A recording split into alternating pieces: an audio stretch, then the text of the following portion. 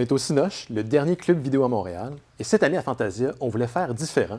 On vous offre des chroniques avec notre expert en cinéma, Julien Bernatchez.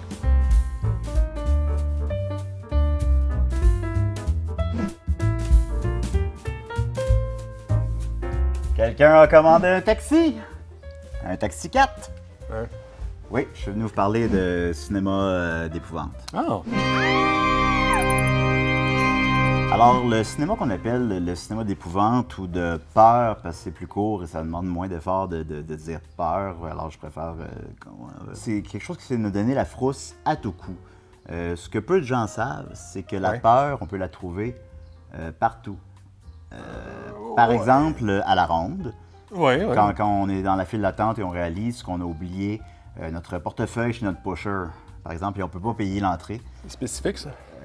C'est sûr qu'on a la peur à tout coup. Sinon, évidemment, quand à la ronde, on se commande une pointe de pizza puis il y a une toile d'araignée dedans. Puis elle nous a coûté 7 $, cette pointe de pizza-là. Il y a plusieurs exemples de films de peur notoires dans l'histoire du cinéma. Évidemment, il y en a beaucoup. Par exemple, Scène de la vie conjugale d'Ingmar Bergman, qui nous donne une sacrée peur sur la vie de couple, sur le mariage, sur la fidélité. Toutes des peurs que j'ai au quotidien parce que ma femme ne m'aime plus beaucoup depuis plusieurs années. Il y a aussi évidemment Les invasions barbares de Denis Arcand qui sait toujours me donner la frousse. C'est un portrait terrifiant de la société québécoise et de son bagage ainsi que de la connexion Internet sur les bateaux. On voit que ça marche pas très bien. Aussi, ça donne la peur, évidemment. Le personnage en vient même à se réfugier dans l'héroïne. Ça fait peur, ça, Benoît, quand même. Ouais. Et heureusement, ça finit bien avec lui qui fait un petit dodo.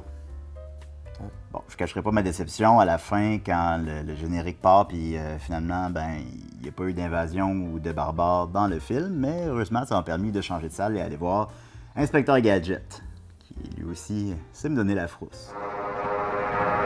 Sinon, un autre film qui sait nous faire peur à tout coup, c'est Jeanne Dillman, 23 quai du Commerce, 1080 Bruxelles. C'est le portrait d'une femme en temps réel dans ses tâches quotidiennes qui nous rappelle la violence de l'ennui. Surtout la violence de l'ennui dans les films qui durent plus de 3 heures. Alors ça donne la peur beaucoup. Un autre film qui fait peur dans cette ordre d'idée-là, évidemment, Les Parrains. Ils durent plus que 3 heures. Moi, après 5 minutes, j'écoute plus. Évidemment, on peut pas passer aussi sous silence les films de monstres. Bon, finalement, les films de monstres, évidemment, il y a Cars, ou Cars 3, dans lesquels on peut voir des voitures anthropomorphiques. Il y a une âme humaine qui les habite, puis ils roulent sans but précis dans un monde post-apocalyptique, sans l'ombre d'un être humain. C'est très effrayant. Cars 3. Surtout le troisième? Je sais pas, je l'ai pas écouté. Alors, c'est un peu ça aussi, le cinéma de peur, qu'on peut retrouver au Festival Fantasia. Merci, Julien.